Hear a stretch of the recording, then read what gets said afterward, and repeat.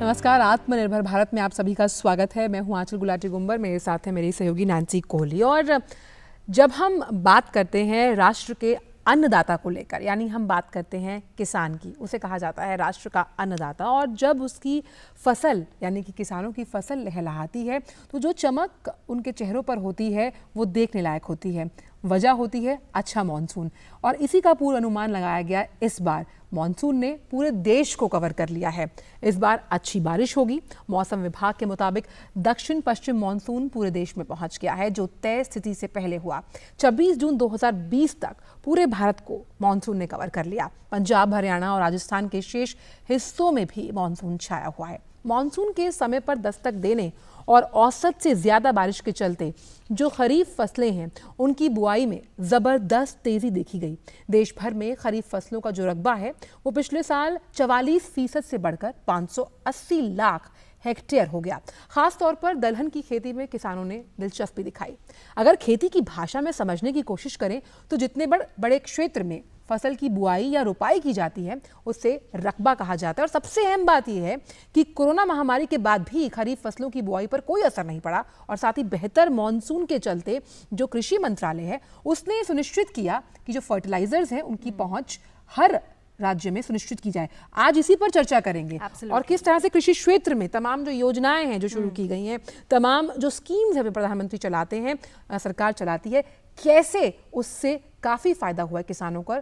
और खास तौर पर मॉनसून को लेकर रहेगा आज आत्मनिर्भर भारत में इस पर focus. Yes, absolutely. We'll be discussing in detail about the various steps that have been taken by the government of India as far as the agriculture sector, which is the backbone of the economy, is concerned. We'll be talking about that and how these various steps and initiatives have yielded results. In fact, the area under Kharif crops has reached over 580 lakh hectares. Well, that's a great jump as compared to the previous year. We'll be talking in detail about these vital steps which have been taken after the forecast of a good southwest monsoon. And in fact, like Anchal said, of course, the Agriculture Ministry has arranged timely distribution of the fertilizers and making sure that these inputs, which in fact gauge the output and the production, which includes the fertilizers, the pesticides and the insecticides, and all these inputs in fact have been made available to the farmers. So clearly the government on the right track to its motive, to its determination of doubling the farmers' income. We'll be discussing in detail about that. Well, let's introduce our guest that will be joining us shortly.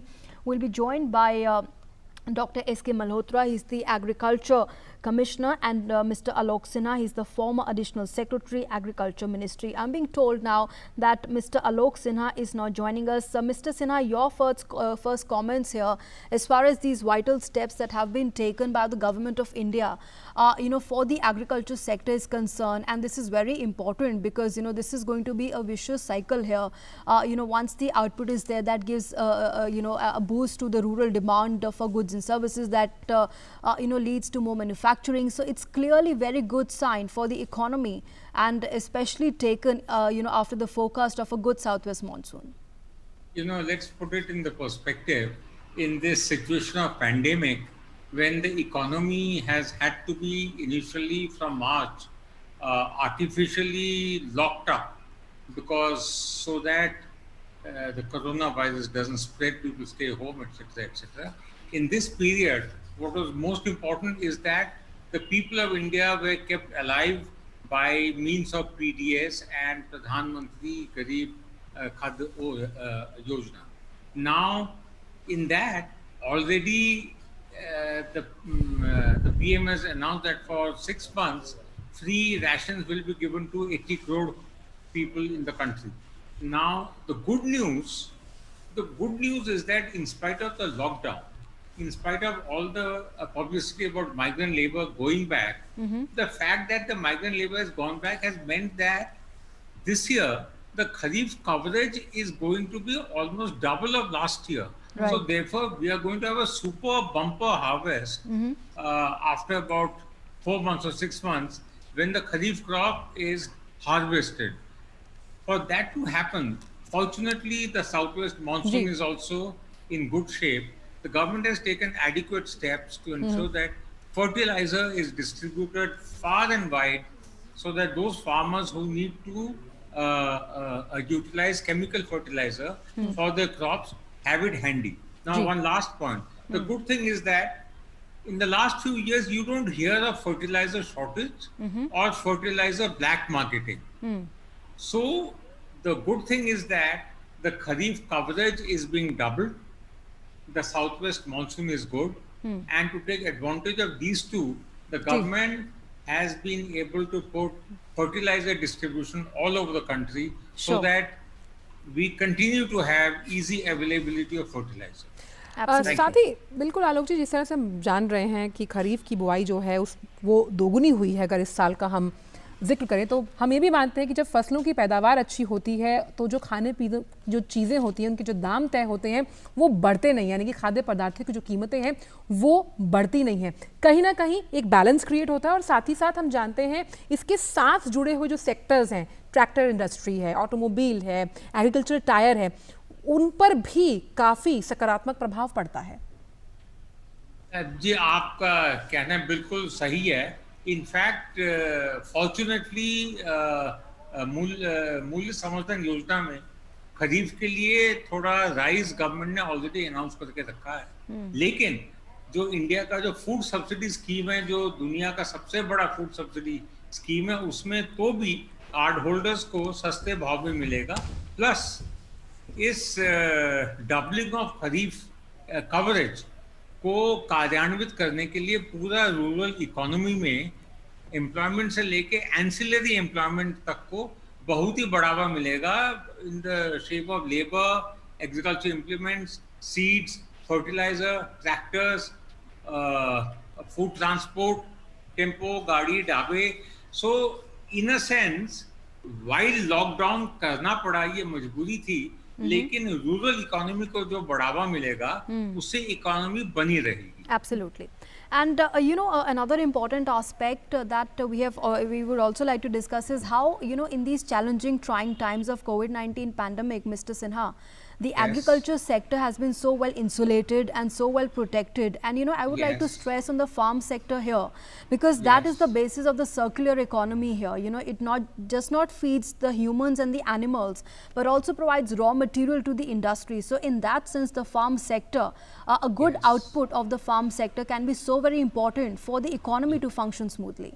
Absolutely. I mean, one has to say uninhibitedly that once again, the Indian farmer has risen to the occasion to rescue the economy from a lockout. And the fact that the Kharif coverage is going to be double of last year means that all the rural economic opportunities that were thrown up last year would be doubled this year. So therefore, there is no doubt that the rural economy itself will pick up, and in due course, till the industrial economy, the manufacturing economy picks up, this will keep it going.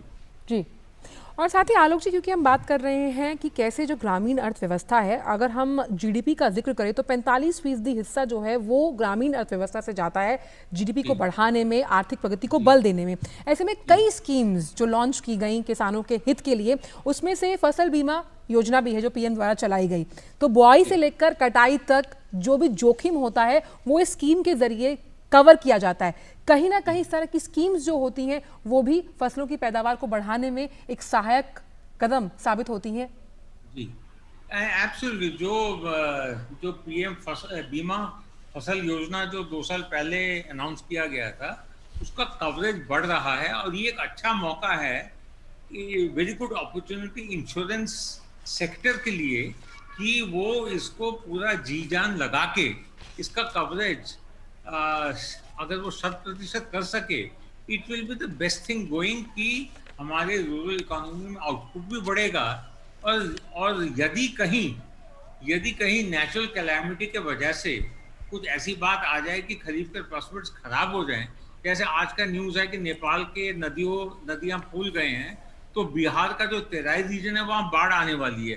तो ऐसे local natural calamities को take care करने के लिए जो PM ये फसल बीमा योजना, इसको और भी ज्यादा स्प्रेड करना चाहिए। 2 साल में I am sure insurance sector and हर एक स्टेट गवर्नमेंट का जो एग्रीकल्चर डिपार्टमेंट है, उन्होंने इसको अच्छी तरह समझ लिया है and they should be ready to spread it 100%. Ji Okay. And Mr. Sinha, what would you like to say about the kharif sowing? Well, that has gone up despite the COVID-19 crisis, and that's a very important, the summer sown crops, because half of India's annual food output depends on that, and that's clearly a gauge of the progress of the cultivation. The kharif sowing crops being going, it's going up despite these challenging times. So, how important would you say is that? It is not only important, it is a great morale booster that when all other sectors of the economy haven't yet been able to revive completely because we had a 100-day lockout.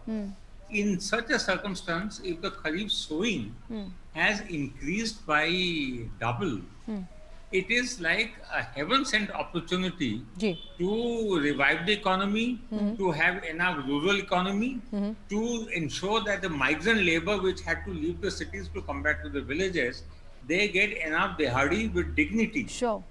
to do it. And of course, the Indian farmer, whether it is the owner farmer or the farm laborer or the landless labor, they have risen to the occasion by doubling the kharif sowing by twice over.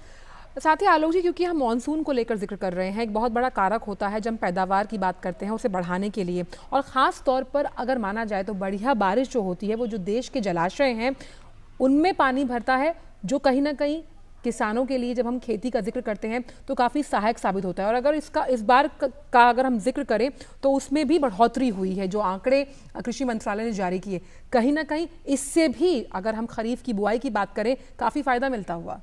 नहीं, इससे बहुत फायदा मिलेगा because there is a contradiction. India में खरीफ का output बढ़ रही है तो धान की उपज बढ़ रही है, धान का आउटपुट बढ़ रहा है तो सेंट्रल पूल ऑफ एफसीए में चावल का स्टोरेज बहुत ज्यादा है, विच इज गुड। लेकिन पैडी एक पानी चूसने वाला क्रॉप है, उससे वाटर टेबल डाउन होता है, तो इसलिए इस साल जो 2-3 साल बाद जो अच्छा मानसून है उससे हम सबको यही कॉन्फिडेंस और एश्योरेंस मिलेगा कि जो ड्रॉपिंग वाटर टेबल है उसमें काफी रिवाइवल एंड रेमेडियल मेजर्स ऊपर वाले की कृपा से हो जाएगा। Sure. लेकिन इसमें एक कैवेट मैं केवल ये डालूंगा, इस साल क्योंकि किसान ने बहुत अपना ये दिखा दिया है by doubling the kharif sowing, अब आई थिंक सभी कृषि साइंटिस्ट्स, कृषि टेक्नोक्रेट्स को ये चिंतन करना चाहिए कि अब हमें slowly but surely and decisively paddy को थोड़ा कम ग्रो करना चाहिए और नॉन पैडी खरीफ क्रॉप को उससे रिप्लेस करना चाहिए ना। उसके लिए किसान इमीडिएटली राजी नहीं होगा क्योंकि पैडी को खरीदने के लिए एफसीआई इज ऑलवेज देयर, वो उसको खरीद लेती है, जबकि अन्य क्रॉप्स को अभी उतना नहीं मिल रहा। सो देयरफॉर एक और स्कीम होना चाहिए जिससे गवर्नमेंट कई किस्म के इंसेंटिव्स दें ताकि किसान जहां जहां हो सके और राजी हो, कॉन्फिडेंटली वो पैडी से शिफ्ट होके नॉन पैडी खरीफ क्रॉप में भी चले जाए। Right. Mr. Sinha, now, with these steps, the Indian agriculture sector has emerged stronger in these, despite the COVID-19 crisis, and it does go on to show the strength of the agriculture sector, which is the backbone of our economy. How Yes. much strength are you foreseeing with these steps will it provide to this sector? Well, if the availability and distribution of fertilizer is assured all over the country wherever the farmer needs it, if the monsoon is as good as we hope it is as good as the meteorological experts have predicted, there is no doubt that it will be a big boost. Yes. Okay, all right. We're also joined by Dr. Malhotra at this point. Dr. Malhotra, thanks very much for joining us here on Doordarshan News on a special broadcast, Atmanirbhar Bharat.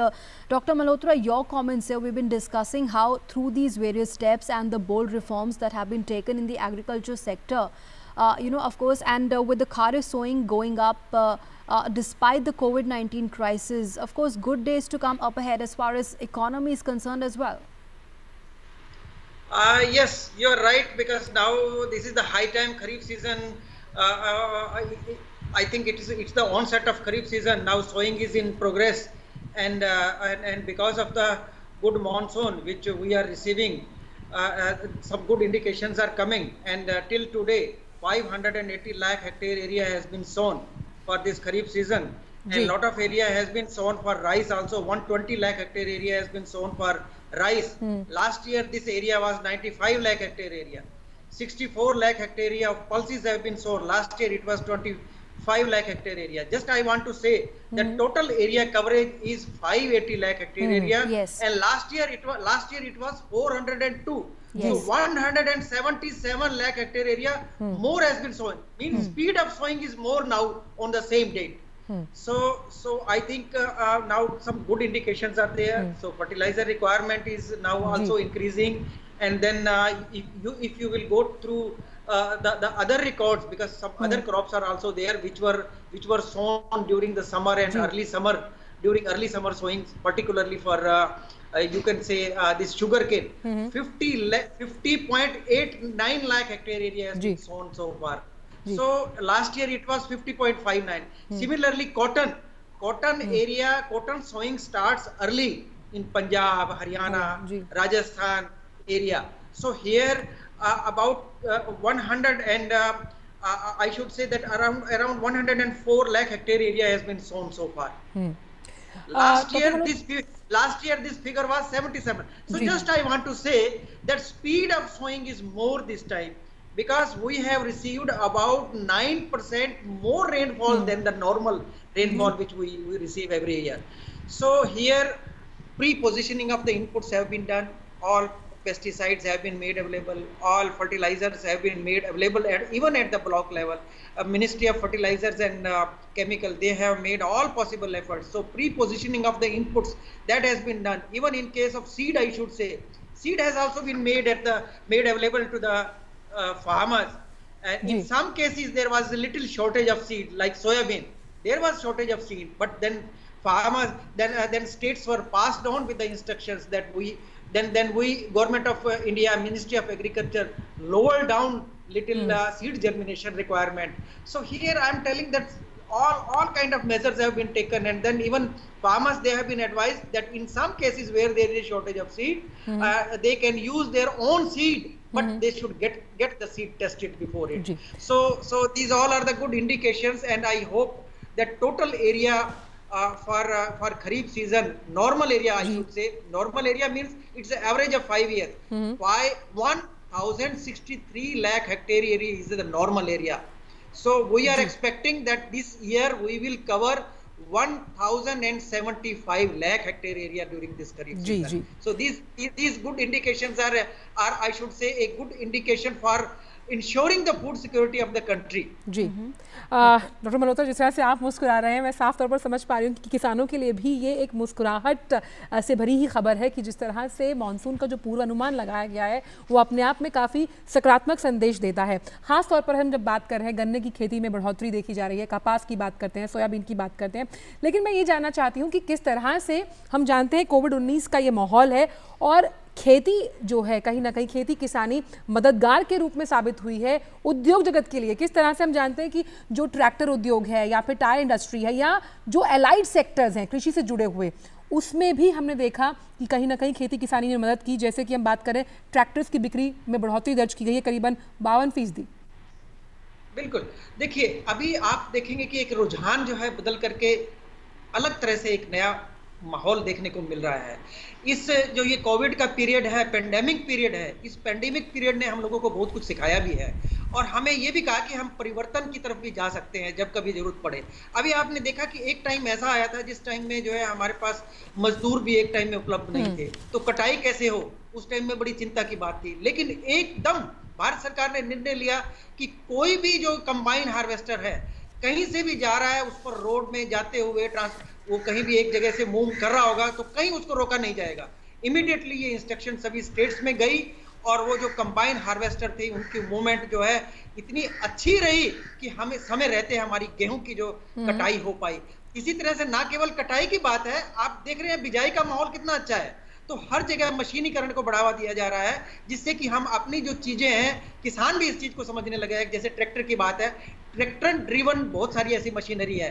Seed come fertiliser drill, मतलब tractor के साथ seed कम fertiliser drill लगा दी गई है पहले जैसे मान लो आपको 5 आदमियों की जरूरत है, तो वही मशीन जो है उसकी खेत को जो है तैयार भी कर रही है, साथ में फर्टिलाइजर का मिक्सचर भी कर रही है, साथ में बीज भी डाल रही है खेत में। तो इस तरह की बहुत सारी मल्टीपल एक्टिविटीज है जिनको किसान अपना रहे हैं और मशीनीकरण को ले रहे हैं। जो भारत सरकार ने जो कस्टम हायरिंग सेंटर बनाए हैं, जो ये मशीनरी जितनी है, उस कस्टम हायरिंग सेंटर का भी फायदा लोग ले रहे हैं। अब उसकी उपयोगिता भी समझ आने लगी है लोगों को। जैसे कि हम लोग कोई भी कार हायर करते हैं, बिल्कुल उसी तरीके से किसान मशीनरी भी हायर कर सकता है।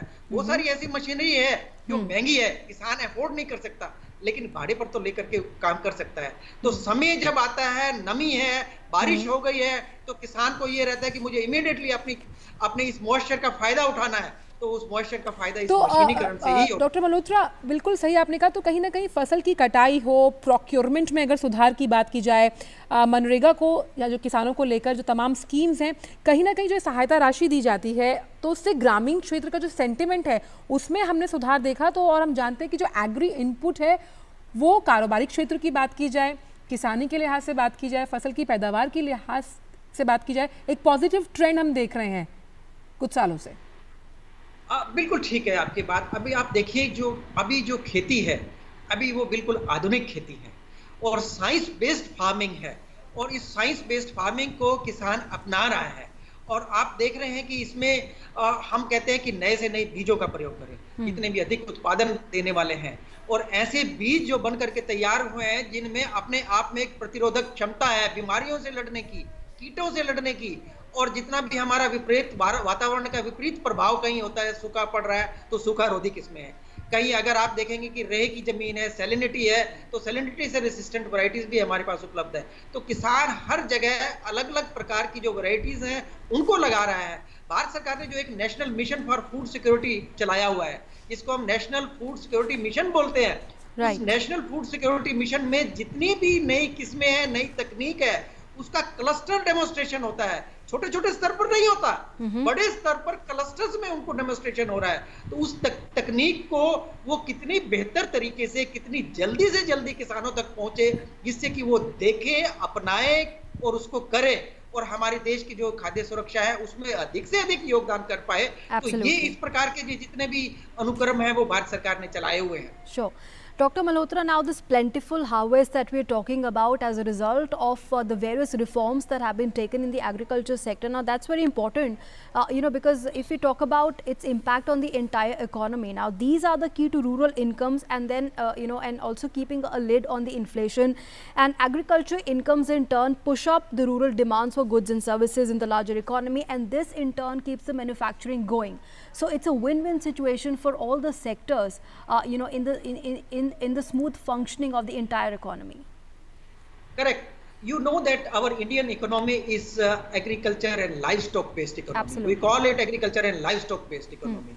So you know that even in the difficult situations, our agriculture is surviving. Agriculture is the only I should say which is going to give a great support to our economy. Our economical growth will be more in case of agriculture, and that's why, Dr. Malhotra, keeping the agriculture sector, which is you're rightly saying, which is the backbone of the economy, keeping it protected and insulated from the COVID-19 pandemic was so very important. And with the uninterrupted supply of seeds and fertilizers, that would you say has clearly minimized the impact of COVID-19 on the agriculture sector per se? Well, yes, I'm telling you now. Some clear indications are. One thing is, one good indicator means if you have to measure that how this progress is now taking place. You see our area coverage is more, as I have mentioned, we have covered more than, I should say, around 580 lakh hectare area has been sown till today. Last year on the same date, this coverage was 402. So we can say that here all kind of measures are taken. Farmers now agriculture is happening at its own speed. And I would like to mention again, I'm coming to the same point because we left in between regarding production. You mentioned somewhere our production last year, our production was 295 million ton of the food grains we produced last year, 2019-20. This time we have fixed the target to achieve 298 million ton of the food grains. and we will achieve this target. We are Sure. fully confident. Sure. So agriculture is the area which is providing raw material for our industry. Absolutely. So this raw material is for the processing industry, and Yes. even we are promoting to the farmers that now farmers they need to enhance their income. How they will enhance the income? We are providing support to them through I should say smaller interventions. I am telling you, Ji. if any farmer who is producing pulses, he can have mini dal mill. He can install mini dal mill at his place. Another thing is mini oil expeller he can install. Mini rice mill type of things are also there which he can do. So there are smaller interventions where he can enhance his income through value addition. Sure. And then I think definitely it will contribute towards Ji. enhancing the income of the farmer, which will definitely Absolutely. support for our economic ji growth. Okay. आलोक जी अभी भी हमारे साथ जुड़े हुए हैं। आलोक जी, जिस तरह से हम खाद्यान्न के पैदावार की बात कर रहे हैं, उसकी बढ़ोतरी की बात कर रहे हैं, ऐसे में खाद्य सुरक्षा भी अपने आप में काफ़ी अहम हो जाता है, और ख़ास तौर पर तब जी। जब हम जानते हैं ये हाल ही में प्रधानमंत्री गरीब कल्याण अन्न योजना है, उसमें बढ़ोतरी की गई है। कितना अहम मानते हैं, क्योंकि जब पैदावार बढ़ेगी तभी आप इस तरह की ज़रूरतों को, इस तरह की स्कीम्स को आगे लेके जा पाएंगे? देखिए, फॉर्चुनेटली एफसीआई का जो सेंट्रल पूल है उसमें already 100 million turns food grains उसमें ऑलरेडी हैं। सो देयरफॉर अगले 6 महीने तक तो जो 80 करोड़ कार्ड होल्डर्स को फ्री राशन 5 किलो चावल या गेहूं, उसके साथ 1 किलो चना हर महीने 6 महीने के लिए देना है, वो तो पर्याप्त है। उसको देने से भी मार्केट में कोई फूड शॉर्टेज नहीं होगी। जी। लेकिन अगर इस फूड सुरक्षा स्कीम को आगे चालू रखना है, जो आई एम श्योर गवर्नमेंट चालू रखेगी under the national food security act, तो उसके लिए जो खरीफ में जो सोइंग की ज़्यादा कवरेज हुई है उससे बहुत लाभ मिलेगा, बहुत कॉन्फिडेंस होगा, और मार्केट में जो प्राइस वोलेटिलिटी होती है वो बिल्कुल नहीं। Okay. लेकिन यहाँ एक चीज़ भी मैं ज़रूर ऐड करना चाहूँगा Sure. कि इस बार जो एपीएमसी एक्ट में जो रिफॉर्म्स की बात गवर्नमेंट ने ऐलान किया है, उससे देखिए हिस्टोरिकली जो इंडियन फार्मर, अगर मुंशी प्रेमचंद की कहानियां पढ़ें तो वो मनी लेंडर का स्लेव होता था। जी। उसने थोड़े पैसे मनी लेंडर से ले लिए एंड स्लोली वो उसको अदा नहीं कर पाता था, तो जमीन मनी लेंडर की हो जाती थी। जी जी। 1947 के बाद उस किस्म की स्लेवरी तो एबॉलिश हो गई, लेकिन अब बहुत ही अमेजिंग चीज़ है, ये शायद दुनिया के किसी और देश में नहीं है कि फार्मर अपना मार्केटेबल सरप्लस केवल मंडी में रजिस्टर्ड ही ट्रेडर को ही बेच सकता था और किसी को बेच ही नहीं सकता। बिल्कुल। उसका असर ये हुआ ओवर द इयर्स की मंडी में कार्टेल बन गया और एक वेस्टेड इंटरेस्ट का माफिया बन गया, बिल्कुल। जो प्राइसेस में सट्टा खेलते थे। अब क्योंकि कॉन्ट्रैक्ट फार्मिंग अलाउड हो गया है एंड कॉन्ट्रैक्ट फार्मिंग में कोई भी फार्मर से सीधे खरीद के आगे ट्रेडिंग कर सकता है, इवन इफ वो मंडी का एजेंट ना हो। Right. इससे फार्मर को लिबरेशन मिल गई। लेकिन साथ ही आलोक जी, हम साफ तौर पर इसको मानते हैं कि जिस तरह से एपीएमसी एक्ट में संशोधन किया गया, तो उससे जो बिचौलिए थे, अड़तइये थे, जिनसे किसानों को लगातार दो चार होना पड़ता था, वो किसानों के लिए अब उनको ऐसा नहीं महसूस होता, और साथ ही साथ एक मील का पत्थर साबित होता है एपीएमसी का ये संशोधन, और एक बड़ा दायरा यानी खुला बाजार है कि भाई आप यहाँ पर आइए और आप बेच सकते हैं, और इसमें बहुत दायरा बढ़ाने की वजह से किसानों की पैदावार से लेकर जो उनको सही मूल्य है अपनी उपज का, वो मिलता हुआ। नहीं, वो तो सही। देखिए, जहाँ जहाँ मंडीज अच्छे से रेगुलेटेड होते थे, जैसे पंजाब, हरियाणा, वहाँ देखिए फार्मर का शोषण नहीं होता था मंडियों में। वहाँ मंडी के एजेंट्स सट्टा नहीं खेलते थे। लेकिन अगर आप देखें प्याज का भाव, प्याज कुछ सालों पहले तक, मतलब प्याज का उपज बहुत है, नासिक में प्याज पड़ा हुआ है, लेकिन प्याज दिल्ली के मंडी में आ नहीं रहा, क्योंकि वहाँ से जो मंडी के ट्रेडर्स हैं वो दिल्ली भेज नहीं रहे, क्योंकि वो वेट कर रहे हैं कि कब ये प्राइस बढ़ेगा, क्योंकि प्याज का स्टोरेज आसान होता है। अब उस प्राइस वोलेटिलिटी से फार्मर को कोई लाभ नहीं मिलता था, लाभ मिलता था केवल ट्रेडर को, वो अब खत्म हो गया है। Okay, sure. Dr. Malhotra, I would like to bring you in now. Over 2 lakh fertilizer retailers have been directed to accept the UPI payments here to promote digital payments, as a means of payments. How important would you say this decision that has been taken, and how will this facilitate and empower the agriculture sector in more seamless transactions?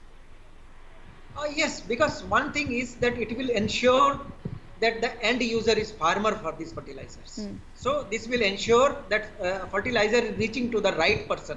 So now here what I want to say that it has its own kind of advantage, that beneficiary is farmer. So farmer should get the direct benefit. So this is one of the reform, I should say, because fertilizer is very important input, and there are several other fertilizer types which are required for the proper growth of the crop. Nitrogen, phosphorus, potash, then several micronutrients are also there which are needed here. So here we have complex of the fertilizers which are also available.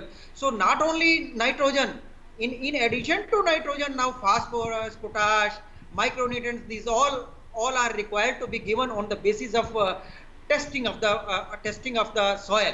So on the basis of the soil test report, there should be judicious use of the fertilizers. This is also enhanced. This is also now a kind of motivation is there, and farmers are also made aware that if they will adopt all these measures, then there will be judicious use of the fertilizer, and he will be in the position of reducing the cost.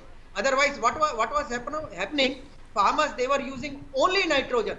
Now not only nitrogen, other fertilizers are also used along with, and now he has been made aware that on the basis of his soil health report, he should utilize the nutrients. Then biofertilizers are also promoted, because for maintaining the soil health, we need to have use of the biofertilizers. Biofertilizers are useful microbes which are already present in the soil, but we need to maintain a consortia in the soil. So from the outside beneficial microbes, they are also made available in the form of biofertilizers. So this is the technique which will maintain the soil health, and then we will be in a position to get the production. Farmer will be in a position to get the production at the sustainable manner, without deteriorating the health of the soil.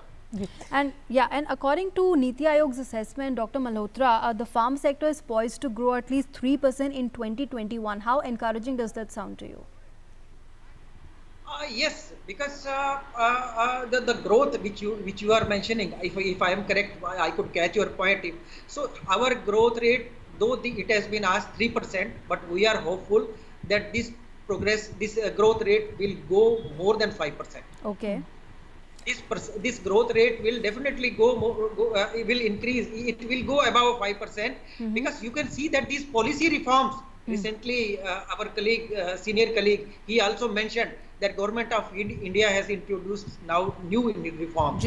So farmer, he is going to get, he has freedom to sell his produce outside the market. So even anywhere, direct marketing will happen now. So direct market, if any of the trader, he wants to procure, he can go to the farm gate level, and he can directly purchase the produce, agriculture produce from the farmer's field. So it will give it now the role of middleman is lesser and lesser. So farmer will get direct benefit of his price, his labor, whatsoever he is putting in producing the crops. So these reforms are a very good, I should say, a trigger. They are the trigger, and definitely our agriculture will grow at a higher rate than the other rates which have been mentioned and targeted. बिल्कुल, आपने बिल्कुल सही कहा कि पर crop मोर drop का जो ये नारा है, जो लगातार प्रधानमंत्री देते आए हैं, और ख़ास तौर पर हम तमाम सुधारों की, तमाम नीतियों का जिक्र कर रहे हैं। आलोक जी, जब हम सुधारों की बात करते हैं कृषि क्षेत्र में, तो ई-नैम यानी कि राष्ट्रीय कृषि बाजार का जिक्र आना लाजमी है, जो साफ तौर पर जब हम विपणन क्षेत्र की बात करते हैं तो एक सुधार, प्रवेशक सुधार के रूप में हम इसको जानते हैं। किस तरह से आप मानते हैं कि ई-नैम, जिस तरह से इसका दायरा लगातार बढ़ता जा रहा है, चाहे हम पोर्टल की बात करें, काफ़ी फायदेमंद साबित होता है कृषि क्षेत्र के लिए, पैदावार के लिए, फसलों के लिए? देखिए, डिजिटल टेक्नोलॉजी में मेन एडवांटेज है ट्रांसपेरेंसी का। और जो पुराने ज़माने के मंडीज थे उसमें डिसएडवांटेज ये था कि उसमें ट्रांसपेरेंसी का पॉसिबिलिटी बहुत कम था। उसमें वेस्टेड इंटरेस्ट प्राइसेस को इन अ सीक्रेट वे वो उसको मैनिपुलेट कर सकते थे। ई नैम का जो कॉन्सेप्ट है वो इसलिए बहुत अच्छा है क्योंकि देखिए डिजिटल टेक्नोलॉजी शहरों से लेके अब गांव में भी बहुत ही स्पीडी वे से वो फैल रहा है। आजकल हमारे गांव के भाई भी डिजिटल टेक्नोलॉजी के पार्टनर्स बन गए हैं। तो ई नैम में वो सीधे ही जो फार्मर विद मार्केटेबल सरप्लस और उसके पास अगर स्मार्टफोन हो और उसके पास अगर ई नैम का नंबर वगैरह हो तो वो अपने आप ही टच करके देख लेगा कि आज के भाव क्या है। बिल्कुल। और वो फिर तय करेगा कि आज बेचना है कि कल बेचना है। सो टू दैट एक्सटेंट ई नैम का जो कॉन्सेप्ट जो 3 साल पहले इंट्रोड्यूस हुआ था वो ऑलरेडी अब काफी फैल गया है। And I have no doubt कि अगले 3-4 साल में ये स्प्रेड हो जाएगा जी। और ये मंडी के ट्रांजैक्शंस का बहुत ही बड़ा एक शेयर क्या बोलते इनके इसमें आ जाएगा ई नैम में।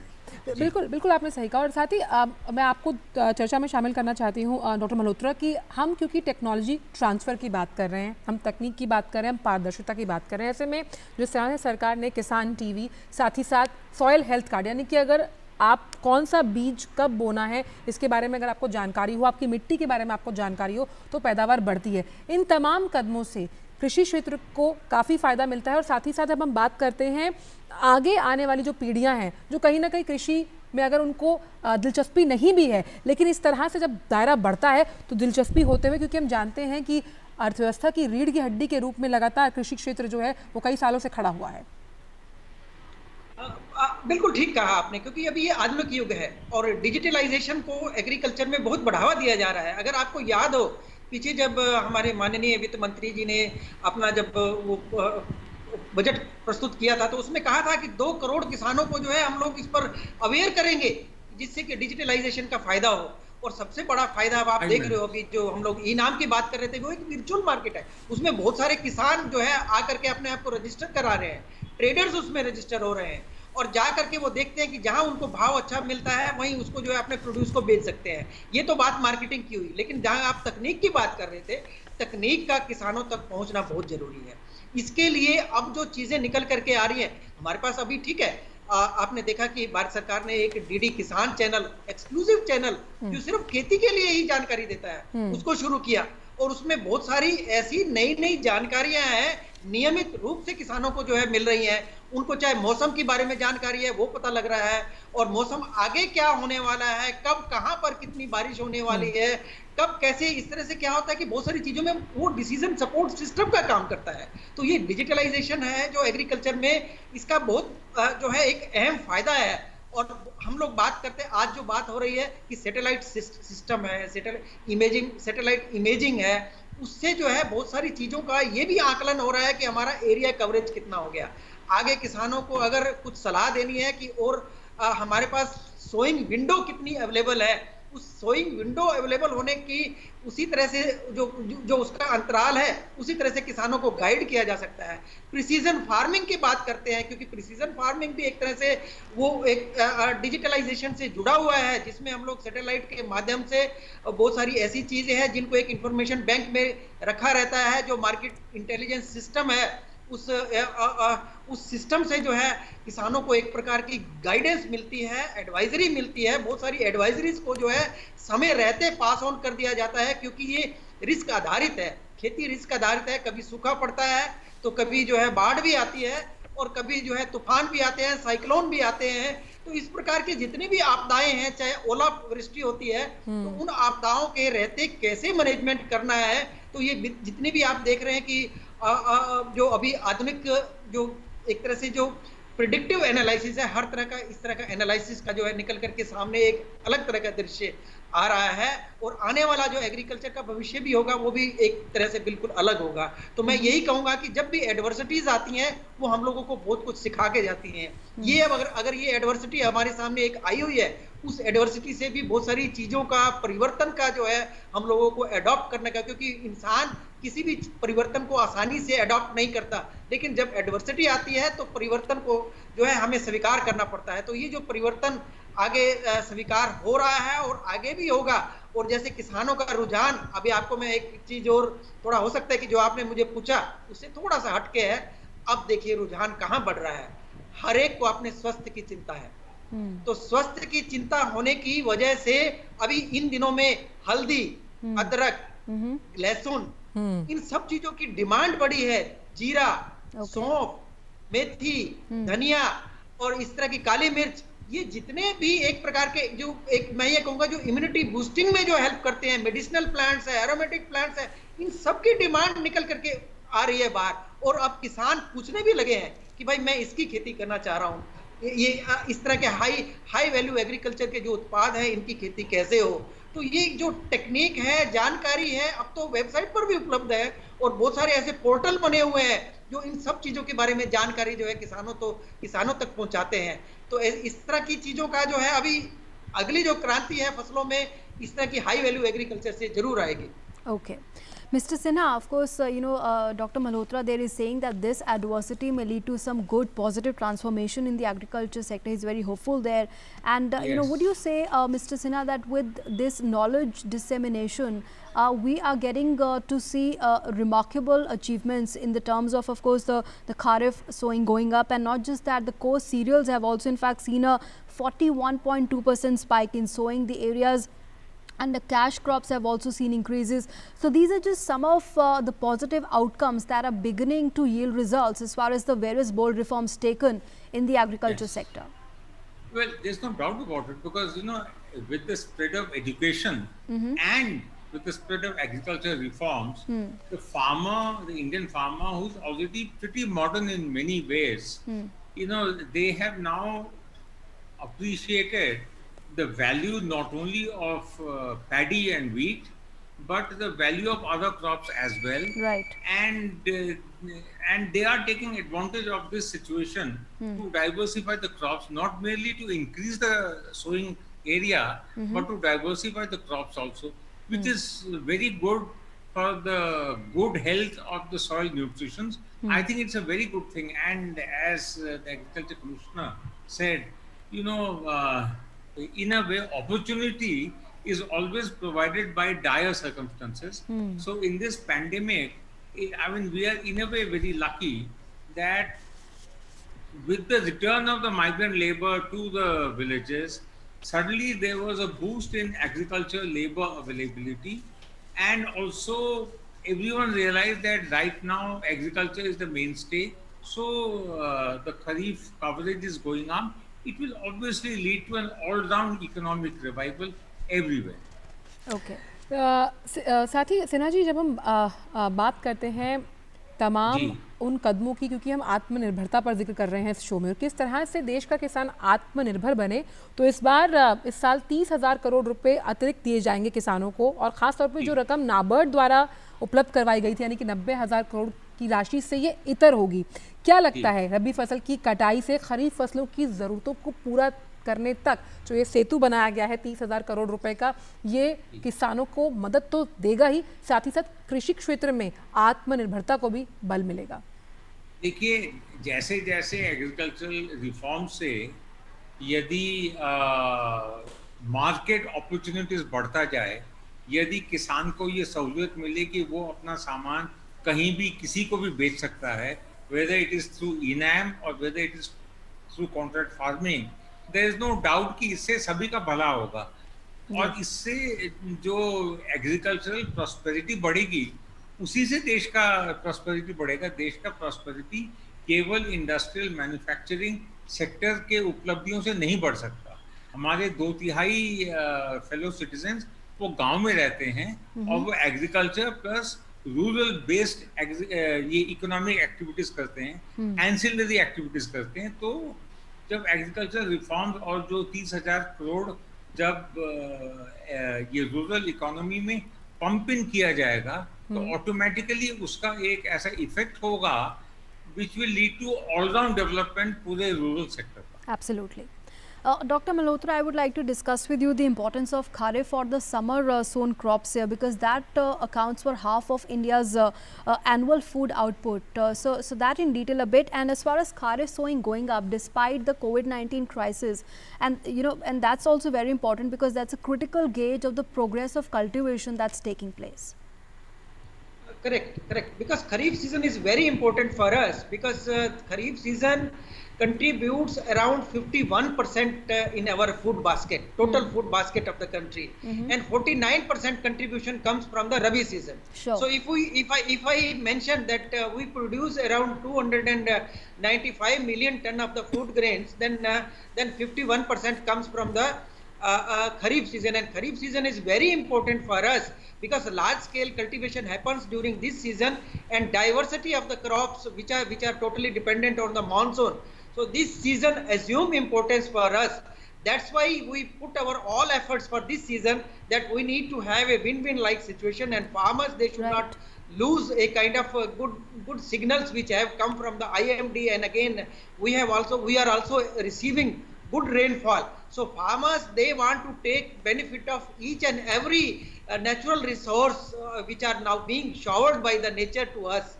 So this is one point. Rabi season is totally irrigated, because mostly irrigated production happens. So but this season, why this assumes importance? Because lot of production comes from the arid ecosystem, and these pulses and oil seed crops, they are grown during the arid ecosystem, and arid ecosystem is a fragile system where farmers, they are also dependent on this system for their income, and they get lot of income from pulses as well as oil seeds. So if you I would like to add one more thing which Sinha Sahab has also mentioned about that, that Atmanirbhar Bharat you mentioned. So for Atmanirbhar Bharat, this season also assumes importance, Rabi season also assumes importance, because here now I'll give only one example of oil seeds. Okay. We import oil seeds, edible oil worth rupees 69,000 crore every year. Okay. So Government of India now has introduced a new plan, National Mission for Edible Oils. So this plan is now going to target 2 points. One is we need to increase our own capacity of production of oil seeds. Another is we have to reduce the import. So these are the two targets. So reducing the import, increasing the capacity, it means Atmanirbhar. It is a part of Atmanirbhar Bharat. So in agriculture, this is an important scheme which we have started right from this Kharif season. We have implemented this scheme now, and now area coverage is increasing for the oil seed crops.